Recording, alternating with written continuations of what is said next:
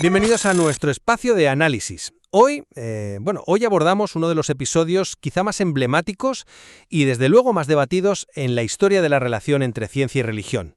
El caso Galileo Galilei, su condena por el Santo Oficio, el Tribunal de la Inquisición Romana, allá por 1633. Un caso que efectivamente ha sido presentado durante siglos, desde Voltaire hasta Bertrand Russell, por poner ejemplos conocidos, como el símbolo paradigmático del supuesto oscurantismo de la Iglesia y de ese conflicto, presuntamente irreconciliable entre la fe y la razón científica. Pues sí. Y la pregunta central que guiará nuestra conversación hoy es precisamente esa. ¿Fue la condena de Galileo un choque, digamos, inevitable entre la ciencia emergente y un dogma religioso inflexible? ¿O estamos más bien ante una visión simplificada, quizá incluso distorsionada intencionadamente por la famosa leyenda negra y una serie bastante compleja de malentendidos históricos y también científicos? Exploraremos esta cuestión, sí, basándonos en lo que sabemos, en los hechos y documentos históricos disponibles, intentando, separar el grano histórico de la paja, digamos, más propagandística. Desde mi perspectiva, y es lo que argumentaré, el caso es mucho más complejo que un simple enfrentamiento entre ciencia y fe. Creo que estuvo profundamente influido por disputas científicas que no estaban resueltas en la época. También por factores personales, de política eclesiástica y sobre todo, creo yo, por una posterior y muy persistente exageración que ha conformado esa leyenda negra que a menudo está bastante alejada de la realidad histórica. Y yo, aún reconociendo que por supuesto que hay complejidad y que existen mitos, sostendré que sí existió un conflicto fundamental. Un conflicto donde la interpretación muy literalista de las Escrituras y el ejercicio de la autoridad doctrinal de la Iglesia jugaron un papel, a mi entender, determinante y claramente restrictivo sobre el pensamiento científico que en este momento representaba Galileo. A ver, mi visión parte de que el núcleo del conflicto no fue, directamente la ciencia contra el dogma. Fue más bien una disputa entre dos modelos científicos rivales. Por un lado, el geocéntrico de Ptolomeo, que llevaba siglos aceptado y que, parecía encontrar respaldo en una interpretación literal de ciertos pasajes bíblicos, y por otro el heliocéntrico de Copérnico, que Galileo defendía con bastante vehemencia. Es que es fundamental entender el contexto científico del momento. Ni en 1616 ni tampoco en 1633 existían pruebas empíricas concluyentes y refutables que demostraran el movimiento de la Tierra. La prueba definitiva, la famosa, llegaría muchísimo después. Claro, por eso la postura de teólogos como el cardenal Bellarmino, que ya en 1616 pidió pruebas sólidas antes de plantearse siquiera una reinterpretación de las Escrituras, era desde un punto de vista estrictamente científico y epistemológico de la época, pues bastante razonable. Prudente, diría yo.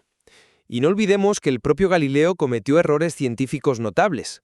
Su principal argumento físico a favor del movimiento terrestre, el de las mareas, era incorrecto, y fue refutado por otros científicos contemporáneos. Ajá. También se equivocó inicialmente sobre la naturaleza de los cometas, por ejemplo, frente a astrónomos jesuitas como Horacio Grassi, que sí acertaron en eso. A esto hay que sumar factores que exacerbaron el conflicto y que son ajenos a la pura ciencia o teología. El carácter de Galileo, brillante sin duda, pero también vehemente, sarcástico, polémico, se granjeó enemistades poderosas, especialmente entre los filósofos aristotélicos de las universidades. Y por supuesto está la posible ofensa personal al Papa Urbano VIII, un antiguo amigo y protector suyo, que pudo sentirse ridiculizado, identificado con el personaje de Simplicio, el defensor un poco torpe del geocentrismo en los diálogos sobre los dos máximos sistemas del mundo. Y finalmente, la narrativa posterior ha estado plagada de exageraciones, las típicas de esa leyenda negra. Es que es rotundamente falso que Galileo fuera quemado en la hoguera. Sí, eso es importante aclararlo. Como Giordano Bruno unas décadas antes. Sí, pero por cuestiones teológicas no científicas. Es falso que fuera torturado físicamente. Tras la sentencia de 1633, vivió bajo arresto domiciliario, sí, pero en condiciones muy confortables. Primero en residencias de prestigio en Roma, un apartamento con vistas a los jardines vaticanos, la Villa Medici, luego como huésped agasajado por el arzobispo Piccolomini de Siena, que era un admirador suyo, y finalmente en su propia villa Il Gioiello, cerca de Florencia.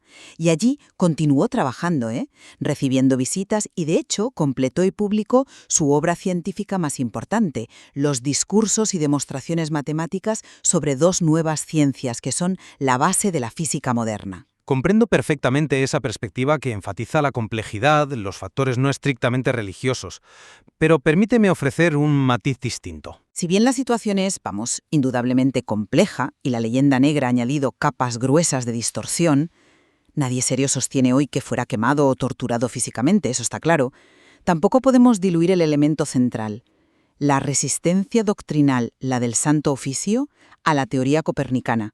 Es que la sentencia de 1633 y el decreto previo de 1616 calificaron explícitamente el heliocentrismo como filosóficamente necio y absurdo y formalmente herético, y lo hacían por ser contrario a las sagradas y divinas escrituras. Se basaban en una interpretación rígidamente literalista de pasajes como el de Josué deteniendo el sol. Bueno, una interpretación. La Iglesia Católica, como institución jerárquica, sí intervino directamente en un debate que tenía implicaciones científicas. Exigió que la teoría heliocéntrica solo se enseñara como una hipótesis matemática, útil para los cálculos, sí, pero desprovista de pretensiones de describir la realidad física del cosmos. Y de hecho, en 1616 incluyó la obra fundamental de Copérnico, el De Revolutionibus, en el índice de libros prohibidos, aunque fuera Donec Corrigatur, hasta que se corrigiera. En la práctica, eso limitó su difusión y su aceptación. Y aunque Galileo no presentara esa prueba definitiva, irrefutable, del movimiento terrestre, prueba que, como bien dices, tardaría mucho en llegar con Foucault y el paralaje estelar, sus descubrimientos telescópicos sí constituirían un cuerpo de evidencia, digamos, circunstancial muy potente, y minaba pilares fundamentales de la cosmología aristotélico-tolemaica que defendían muchos teólogos. Sí, sus descubrimientos fueron impactantes, no cabe duda. Claro, es que las fases de Venus, que demostraban que giraba alrededor del Sol, las lunas de Júpiter, que eran como un sistema planetario en miniatura y demostraban que no todo giraba en torno a la Tierra, las manchas solares, las montañas de la Luna, que indicaban imperfección y cambio en los cielos supuestamente inmutables, la Vía Láctea resuelta en multitud de estrellas antes invisibles, todo esto generó una conmoción intelectual enorme en toda Europa y erosionaba gravemente el viejo modelo geocéntrico. Además, el contexto histórico es crucial.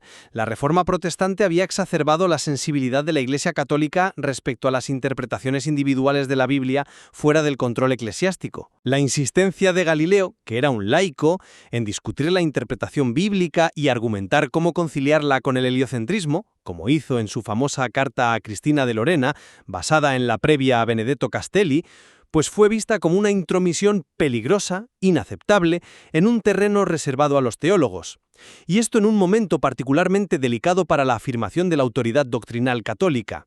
Y aunque, repito, no sufriera tortura física extrema ni la muerte en la hoguera, la condena a abjurar públicamente de sus ideas bajo amenaza explícita de ser considerado hereje formal.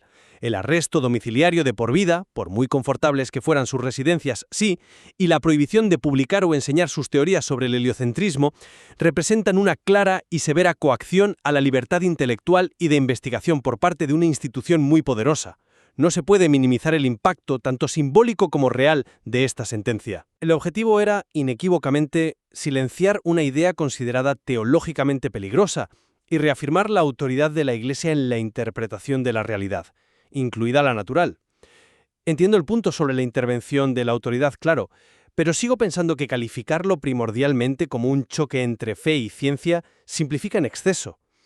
Fue, en gran medida, una disputa entre dos paradigmas científicos en un momento de transición, donde, como decíamos, las pruebas definitivas aún no estaban sobre la mesa. El error fundamental de la Iglesia, viéndolo ahora desde una perspectiva histórica y metodológica, fue doble.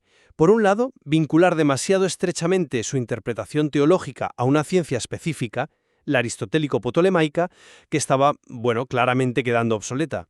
Por otro, usar esa interpretación bíblica literalista para intentar zanjar una cuestión científica que aún estaba abierta al debate empírico. No creo que fuera un ataque frontal a la ciencia per se. Pero esa vinculación que describes, ese, digamos, error metodológico, tuvo consecuencias directas sobre la actividad científica. La institución, a través de su órgano doctrinal, el Santo Oficio, sí tomó una postura oficial basada en esa lectura literal de las Escrituras. Cierto, pero hay que matizar. La prueba de que no fue un ataque generalizado a la ciencia es la existencia de numerosos clérigos y figuras eclesiásticas relevantes que apoyaron a Copérnico o al propio Galileo en diferentes momentos y de distintas maneras. Pensemos en los astrónomos jesuitas del Colegio Romano. Inicialmente, en 1611, confirmaron y elogiaron públicamente los descubrimientos telescópicos de Galileo. Luego tuvieron disputas con él, como la de los cometas. Sí, pero el apoyo inicial existió. O pensemos en figuras dentro de la propia curia, como el cardenal Maffeo Barberini, antes de ser Papa Urbano VIII, que admiraba a Galileo. Incluso en el juicio de 1633, uno de los cardenales inquisidores más influyentes, Francesco Barberini, que era sobrino del Papa, fue uno de los 3 miembros del tribunal, de 10, que se negaron a firmar la sentencia condenatoria final. Y, después del juicio, el arzobispo Ascanio Piccolomini de Siena lo acogió en su palacio con gran hospitalidad y apoyo intelectual, animándole a seguir trabajando. Esto demuestra que la visión dentro de la propia Iglesia no era monolítica y que el conflicto tuvo muchas más aristas que un simple Iglesia contra ciencia. Admito la existencia de esos apoyos internos, por supuesto, y la complejidad de las posturas dentro de la Iglesia, sí. Sin embargo, la decisión final, la que tuvo consecuencias prácticas y simbólicas, la tomó la institución a través de su órgano doctrinal supremo. El Santo Oficio condenó formalmente una teoría científica, el heliocentrismo como descripción física real, y prohibió su defensa explícita como verdad. Eso, creo yo, trasciende una mera disputa entre facciones de científicos o teólogos. Es la autoridad doctrinal interviniendo de forma explícita para delimitar el campo del conocimiento científico, basándose en criterios teológicos derivados de una interpretación bíblica literal. La orden directa y formal que se le dio a Galileo en 1616, transmitida por el cardenal Bellarmino, de no mantener, enseñar o defender de ninguna manera, verbalmente o por escrito, la opinión copernicana como una verdad física, es un hecho histórico innegable de intervención autoritaria en el ámbito científico, motivada por preocupaciones doctrinales. El juicio de 1633 no fue sino la consecuencia de considerar que Galileo había desobedecido esa orden con la publicación de los diálogos. Precisamente esa orden de 1616 y su interpretación posterior son parte de la complejidad del caso. Pero volvamos un momento a la leyenda negra versus la realidad del trato a Galileo, porque es fundamental desmontar las falsedades más extendidas que, lamentablemente, aún hoy persisten y configuran la imagen popular del caso. La famosa frase «Eppur si mueve», y sin embargo se mueve, supuestamente susurrada por Galileo tras abjurar, es una invención muy posterior. Aparece por primera vez más de un siglo después de su muerte, atribuida al periodista Giuseppe Baretti en un texto publicado en Londres en 1757. No hay ninguna evidencia contemporánea de que la pronunciara. De acuerdo, totalmente. Esa frase es apócrifa y forma parte del mito romántico construido a posteriori, sí, exacto. Y lo mismo ocurre con la tortura física. Los registros del proceso indican que solo se le amenazó formalmente con la tortura, el examen riguroso como parte del procedimiento inquisitorial estándar de la época para obtener una confesión completa, pero nunca se llegó a aplicar. Galileo tenía casi 70 años y una salud delicada. Las propias normas del Santo Oficio desaconsejaban la tortura en esos casos. Tampoco pisó una cárcel común o una mazmorra. Como mencioné antes, sus alojamientos tras la sentencia fueron siempre residencias de alto nivel, el apartamento en el propio Vaticano durante parte del juicio, la suntuosa Villa Medici en Roma, el Palacio Arzobispal de Siena y finalmente su propia villa en Arcetri, el Gioiello. Nuevamente estoy de acuerdo en desmontar esos detalles truculentos del mito. La imagen de Galileo torturado en una mazmorra es falsa y es producto de la propaganda anticatólica posterior, sin duda. Sin embargo, No debemos pasar del mito negro a una especie de leyenda rosa que banalice lo ocurrido. No pretendo banalizar en absoluto, sino contextualizar. Pudo seguir investigando activamente. Tanto que, como dije, publicó su obra cumbre, Dos nuevas ciencias, durante su arresto domiciliario, aunque tuvo que ser publicada fuera, en Holanda. Pudo recibir visitas de colegas científicos y discípulos como Viviani o Torricelli y mantener correspondencia. Su única pena formal adicional consistió en rezar los 7 salmos penitenciales, una vez a la semana, una obligación que además le fue conmutada o delegada a su hija monja al cabo de 3 años, pero que él, como católico devoto que siguió siendo hasta su muerte, parece que continuó voluntariamente en parte. Si comparamos su destino con la intolerancia religiosa en otras partes de Europa en la misma época, a menudo la situación era mucho más severa. Pensemos en Miguel Servet, quemado vivo en la Ginebra de Calvino por sus ideas teológicas, o en el propio Johannes Kepler, un astrónomo protestante fundamental que tuvo que buscar refugio temporalmente con los jesuitas para huir de la persecución de correligionarios luteranos ortodoxos por sus ideas sobre la Eucaristía, o en Descartes, acosado por teólogos calvinistas en Holanda. La persistencia del mito sobre Galileo es asombrosa. Una encuesta que se cita a menudo revela cómo una parte significativa de estudiantes europeos, incluso de ciencias, sigue creyendo que fue quemado o torturado, lo cual muestra el poder de esta leyenda negra. La comparación con la intolerancia en el ámbito protestante es pertinente, desde luego, y necesaria para una visión histórica equilibrada sin duda. Y reitero mi acuerdo en que los detalles más morbosos de la leyenda son falsos.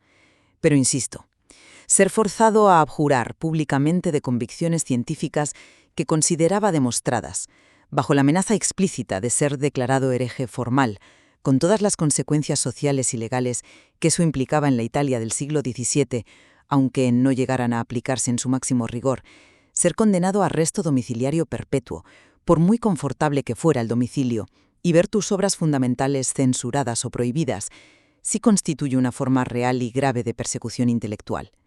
Minimizar su impacto porque no hubo tortura física extrema como en otros casos es, a mi juicio, obviar el profundo golpe psicológico, la humillación pública y el ataque directo a la libertad de pensamiento y expresión científica. Y la eclesiástica consideraba peligrosa para la fe, tal como la interpretaban, y disuadir a otros de seguir ese camino. Y sobre esa idea de disuasión se conecta otro mito persistente, el del supuesto efecto Galileo. Esa noción de que su condena marcó el inicio inmediato de una profunda y prolongada decadencia científica en Italia. Si examinamos el periodo posterior, desde mediados del siglo XVII hasta bien entrado el XVIII, Italia siguió siendo un foco importante de actividad científica.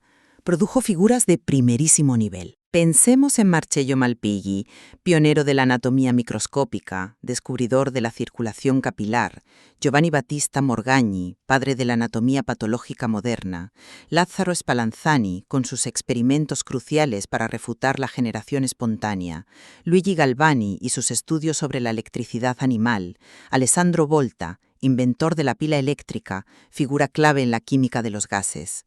Si miramos indicadores como el número de publicaciones científicas, Italia se mantenía en un nivel comparable al de Inglaterra durante buena parte de ese periodo. La verdadera decadencia científica italiana en términos relativos frente al despegue de otras potencias como Francia, Alemania o Gran Bretaña llegó más tarde, fundamentalmente en el siglo XIX. Y sus causas fueron mucho más complejas y estructurales.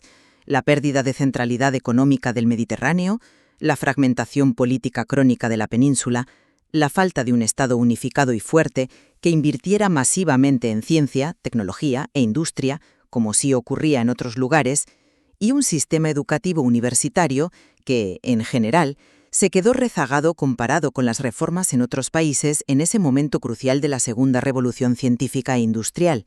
No parece sostenible de verdad atribuir esa decadencia posterior directamente a la condena de Galileo un siglo y medio antes, ni a una supuesta atmósfera represiva generalizada y constante por parte de la Iglesia contra toda ciencia.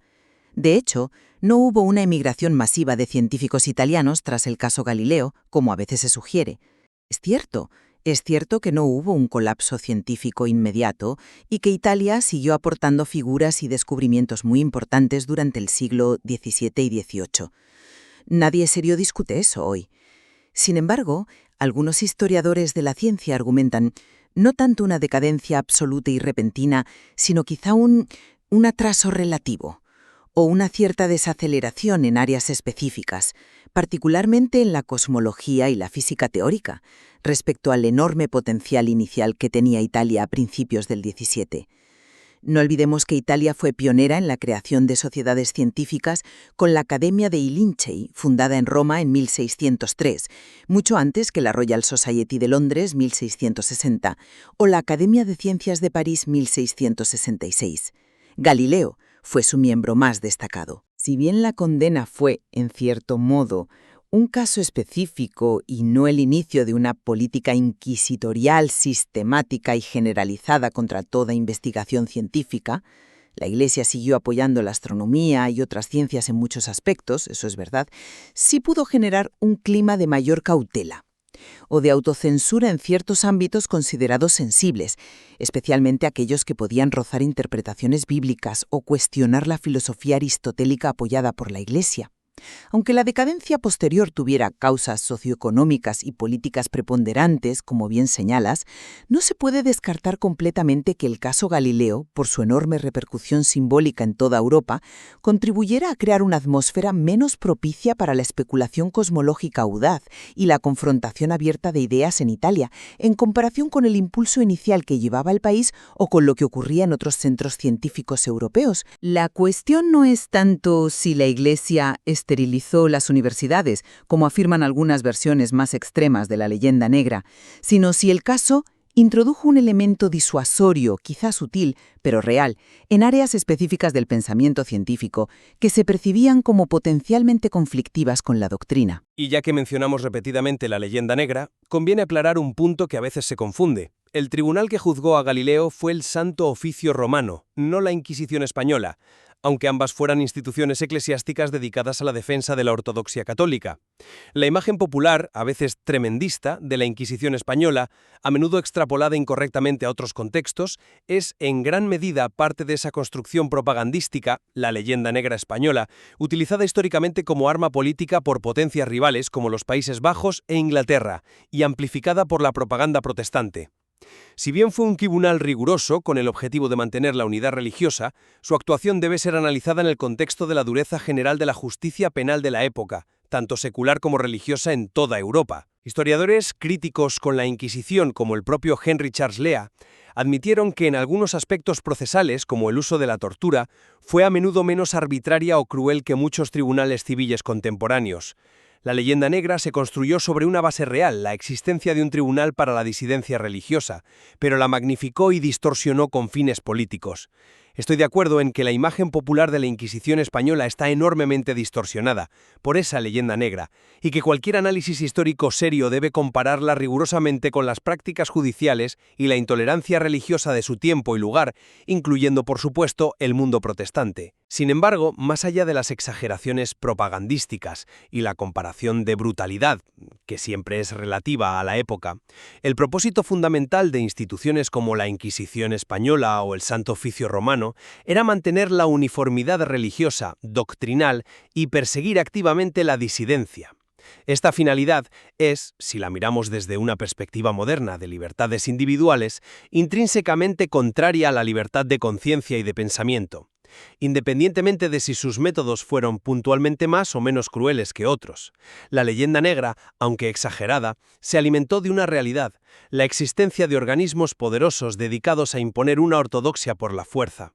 Volviendo a Galileo, el punto central no es tanto si el Santo Oficio fue más o menos cruel que otros tribunales, sino que intervino para censurar una teoría científica basándose en criterios teológicos. En resumen, y para ir concluyendo mi posición, es que el caso Galileo es un episodio histórico de una complejidad enorme, cuya comprensión ha sido largamente oscurecida por una persistente y a menudo malintencionada leyenda negra. No fue una simple batalla maniquea entre una ciencia ilustrada y una fe oscurantista.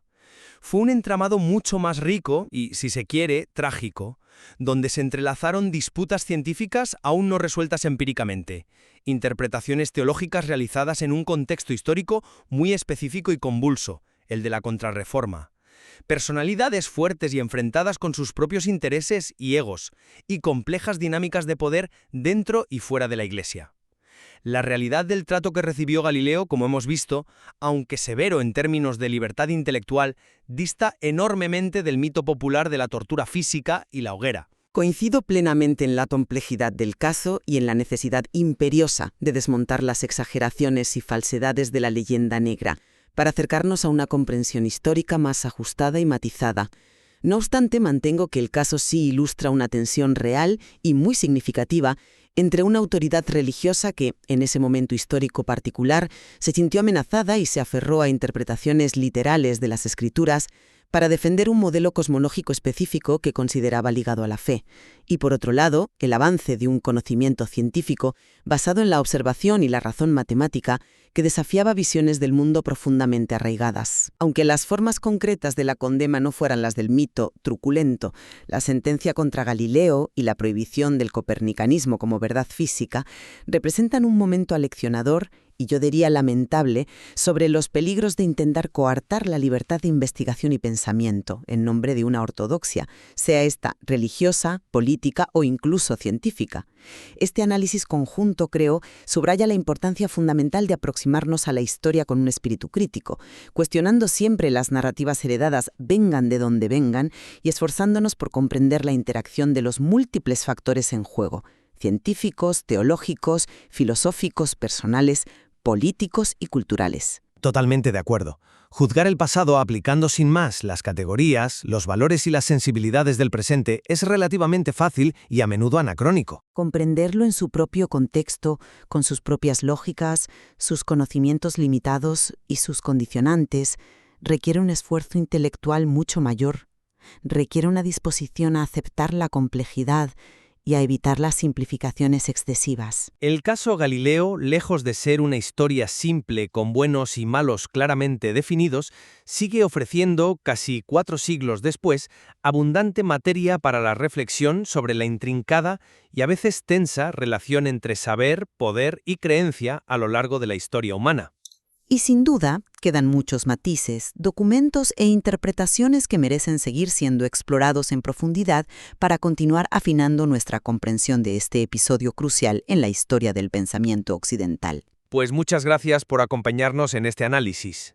Les recordamos que pueden encontrar más contenido sobre la compleja relación entre ciencia y religión a lo largo de la historia suscribiéndose al canal Relí Siglo XXI. Activen la campanita para recibir notificaciones de nuestros próximos encuentros. ¡Hasta pronto!